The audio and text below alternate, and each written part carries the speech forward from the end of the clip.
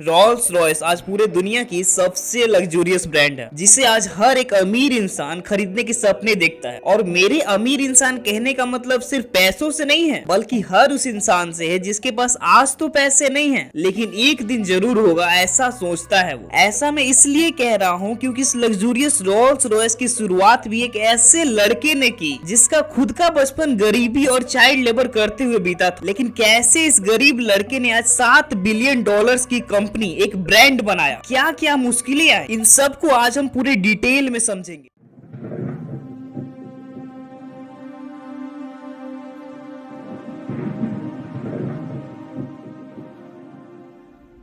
1863 में इंग्लैंड के एक छोटे से गांव में जन्म होता है एक बच्चे का, जिसका नाम हेनरी रॉयस रखा जाता है। ये बच्चा सिर्फ 4 साल का ही हुआ था कि तब तक उसके पिता का बिजनेस पूरी तरह से बर्बाद हो गया और इनका पूरा परिवार रातों रात रोड पर आ गया। फिर जैसे तैसे करके इनके पिता सब मैनेज कर ही रहे थे कि कुछ ही सालों में उनका भी देहांत हो गया। इस समय हेनरी रॉयस की उम्र महज 9 साल ही थी और इस छोटी सी उम्र में ही हेनरी रॉयस ने अपने सबसे पहले बिजनेस की शुरुआत न्यूज़पेपर बेचने से किया और साथ ही उनकी माँ भी मेड का काम करने लगी। इसी तरह से कई साल बीत गए और अब हेनरी रॉयस 14 साल के हो चुके थे। तब रॉयस की आंट, जो कि रॉयस की मेहनत और पोटेंशियल को कई सालों से देख रही थी, उन्होंने ग्रेट नॉर्दर्न रेलवे कंपनी में 20 पाउंड देकर हेनरी रॉयस को ज्वाइन करा दिया। हाँ, रॉयस ने सिर्फ 3 सालों में ही दिन रात एक करके कारपेंट्री, मैथ्स और इलेक्ट्रॉनिक्स के बारे में पढ़कर और प्रैक्टिकली काम करके इन सब में मास्टरी हासिल कर ली और सिर्फ 17 साल की छोटी सी उम्र में ही मास्टर मैकेनिक बन गए। उसके बाद उन्होंने 21 साल की उम्र तक मैगजीन वेस्टर्न नाम की कंपनी में एज एन इंजीनियर काम किया, लेकिन कुछ फाइनेंशियल इश्यूज के कारण वो कंपनी भी बैंकरप्ट होने वाली थी। हेनरी रॉयस ने अब तक बहुत अच्छी इंजीनियरिंग सीख ली थी, लेकिन उनको बचपन से ही बिजनेस का शौक था, जिस वजह से हेनरी रॉयस ने सब छोड़ दिया और अपनी 20-20 पाउंड की सेविंग्स को यूज करके मैनचेस्टर की छोटी सी स्पेस में अपने दोस्त अर्नेस्ट क्लैरेमोन के साथ एक कंपनी स्टार्ट की, जिसका नाम FH रॉयस एंड कंपनी रखा। स्टार्टिंग में जीविका चलाने के लिए रॉयस को जो भी काम मिला, जैसे sewing machine repairing, electrical fittings etcetera, सब किया। लेकिन तभी रॉयस ने मार्केट को एनालाइज करके पता लगाया कि इलेक्ट्रिकल लाइटिंग्स एंड फिटिंग्स का ट्रेंड चल रहा है और मार्केट में इनका डिमांड बढ़ते जा रहा है। इसीलिए उन्होंने बहुत जल्दी ही arc lamp, bulb holder, electronic doorbells etcetera का काम चालू कर दिया और इस काम ने हेनरी के पूरे किस्मत को ही बदल दिया। साल 1900 तक कंपनी का सेल्स 20,000 पाउंड तक टच कर गई। अब सब कुछ अच्छा हुआ ही था कि तब तक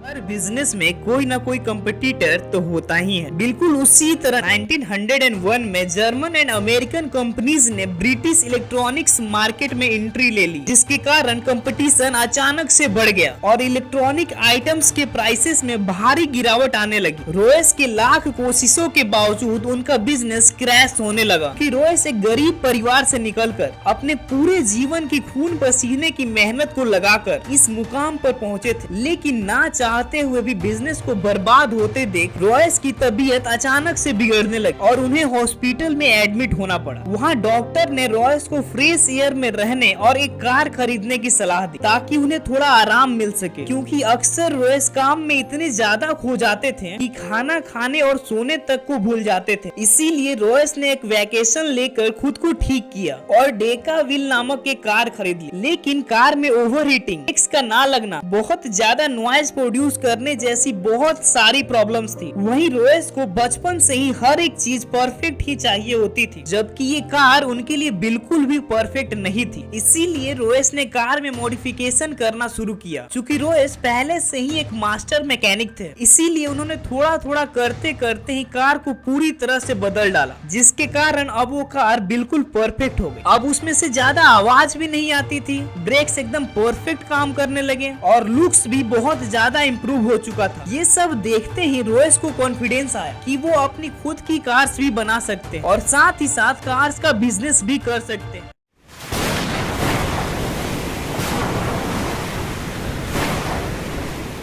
साल 1904 में रोयस ने अपने खुद के कार का एक डिजाइन बनाया और सेम डिजाइन की 3 कार बनाई जिसका नाम रोयस 10 रखा और ये तीनों कार्स रोयस के हिसाब से बिल्कुल परफेक्ट थी। फिर उनमें से एक कार को रोयस ने खुद रख लिया और एक अपने पार्टनर को दे दिया और तीसरी कार एक ऐसे व्यक्ति को बेच दिया जिसने हेनरी को चार्ल्स रोल्स से मिलवाया। इसके बाद जब सब लोगों ने कार्स को अपने हिसाब से चलाया तो सभी को कार्स बहुत पसंद आई और चार्ल्स रोल्स को तो कार इतनी पसंद आई कि वे हेनरी रोयस के साथ पार्टनरशिप में कार्स का बिजनेस करने के बारे में बात करने लगे। वैसे तो दोनों बिल्कुल ही अलग बैकग्राउंड से आते थे। जहां हेनरी रोयस एक गरीब फैमिली से आते थे तो वहीं चार्ल्स रोल्स एक ऐसे परिवार से आते थे जहां बचपन से ही उन्हें ऐसो आराम मिला था। लेकिन दोनों के अंदर गाड़ियों को लेकर एक जैसा ही जुनून था और इसी जुनून की वजह से इनकी पार्टनरशिप रोल्स रॉयस जैसी ब्रांड्स को बना देती है।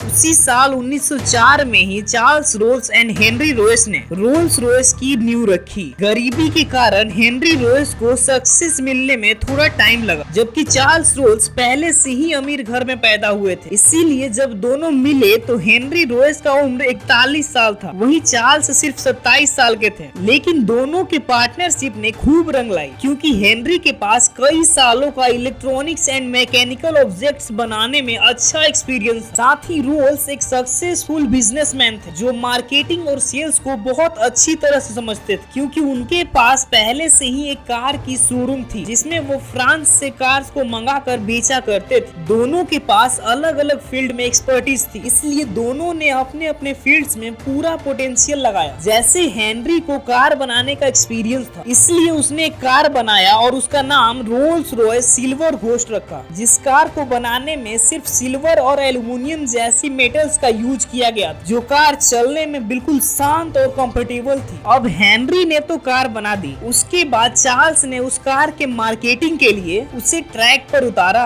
और सिल्वर घोस्ट के इंजन पर एक गिलास पानी रख दिया। फिर उस कार को चालू करके कुछ दूर चलाकर दिखाया जिससे लोगों को आश्चर्य ये देखकर हुआ कि कार चालू करने से लेकर चलाने तक एक बूंद भी पानी गिलास से बाहर नहीं गिरा और कार बिल्कुल आराम से चल पा रही थी, जिससे लोगों को ये पता चला कि सिल्वर घोस्ट कितनी शांत है। ये सब देखकर लोगों ने सिल्वर घोस्ट को बहुत ज्यादा पसंद किया और उस दिन से आज तक रोल्स रॉयस सिल्वर घोस्ट को सबसे ज्यादा पसंद किया जाता है।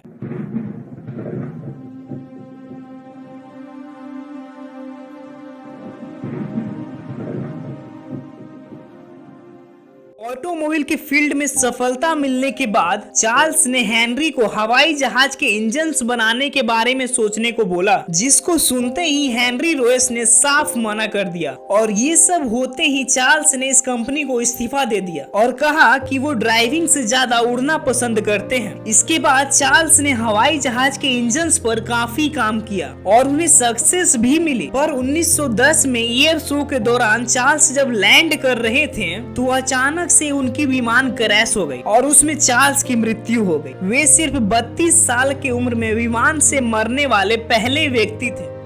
फिर अपने पार्टनर को खोने के बाद हेनरी का भी सेहत काफी बिगड़ने लगा। अब वो रोल्स रॉयस की फैक्ट्री से ज्यादा अपने घर पर रहने लगे, पर घर पर रहने के बावजूद भी वो काफी ज्यादा मेहनत करते थे। वो दिन रात कार्स के डिजाइन बनाते रहते थे और पहले जहां हेनरी हवाई जहाज के इंजन्स बनाने से मना करते थे, अब उन्होंने भी उस पर काम करना चालू कर दिया और फाइनली 1914 में उन्होंने ईगल इंजन बनाकर तैयार कर दिया, जिसको फर्स्ट वर्ल्ड वॉर के दौरान कई विमानों में इस्तेमाल किया गया और यहीं से रोल्स रॉयस की एंट्री एरोप्लेन्स की दुनिया में हो जाती है।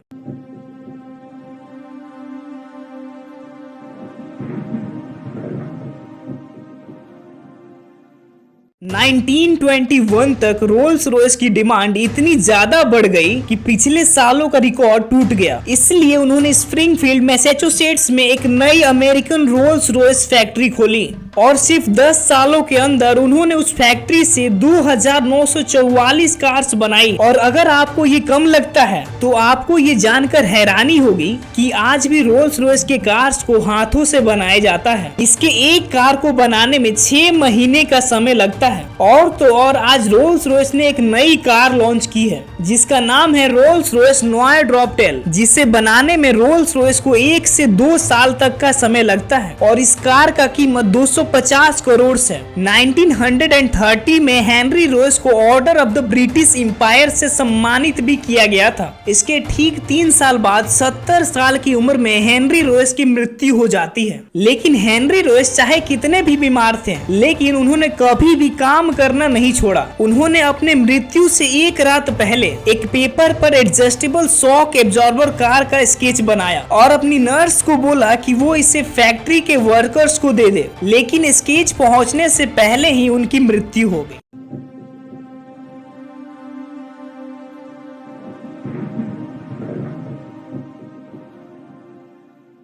वैसे तो ये दोनों दुनिया छोड़ गए पर अपने पीछे छोड़ गए $7 बिलियन की कंपनी। तो हमें इस कहानी से ये सीख मिलती है कि चाहे हमारा जन्म किसी पुअर फैमिली में ही क्यों ना हुआ हो, लेकिन उसका फ्यूचर से कोई लेना देना नहीं होता है। हम समय के साथ अपना फाइनेंशियल कंडीशन को बिल्कुल बदल सकते हैं। जब हेनरी रॉयस जैसा लड़का चाइल्ड लेबर से उठकर $1 बिलियन की कंपनी बना सकता है तो आप क्यों नहीं। और हाँ, रॉयस ने कोई कंपनी नहीं बनाई बल्कि लाखों करोड़ों लोगों का सपना बनाया है।